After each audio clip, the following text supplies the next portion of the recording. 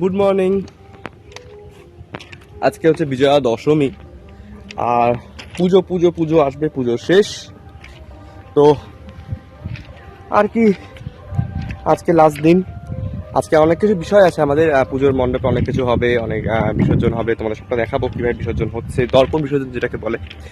তো চলো মণ্ডপের সামনে যাই আর গিয়ে দেখি আজকে দশমীতে কিভাবে কি হচ্ছে। চলো।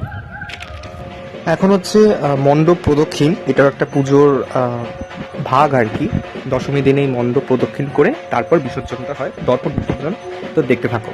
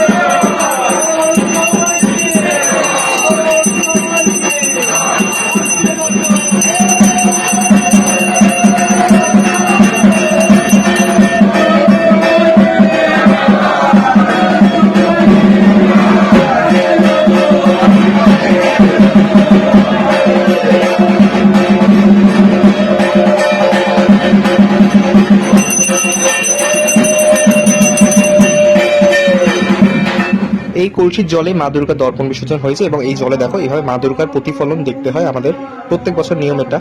আর এইভাবেই এবছরে মা দুর্গার বিসর্জন হয়ে গেল, আসছে বছর আবার হবে।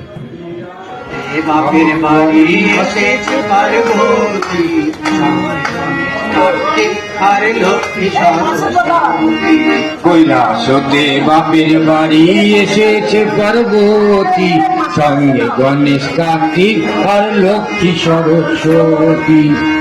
এবার নগর কীর্তনে বেরোনো হবে আর জোরে বৃষ্টি শুরু হয়ে গেছে, জানি না দেখাতে পারবো কিনা।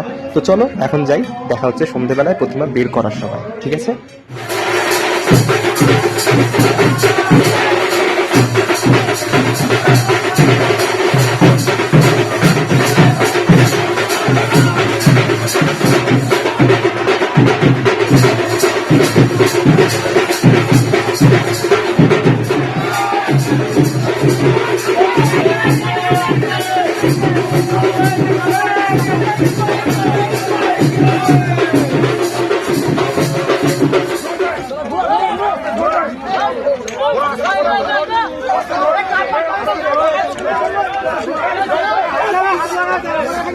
এইভাবেই প্রতি বছর রেল লাইনের ওপর দিয়ে, যেহেতু আমাদের বাড়ির পাশে রেল লাইনের ওপর দিয়ে কিন্তু মা দুর্গাকে নিয়ে যাওয়া হয় ওই পারে, মানে গঙ্গার দিকে।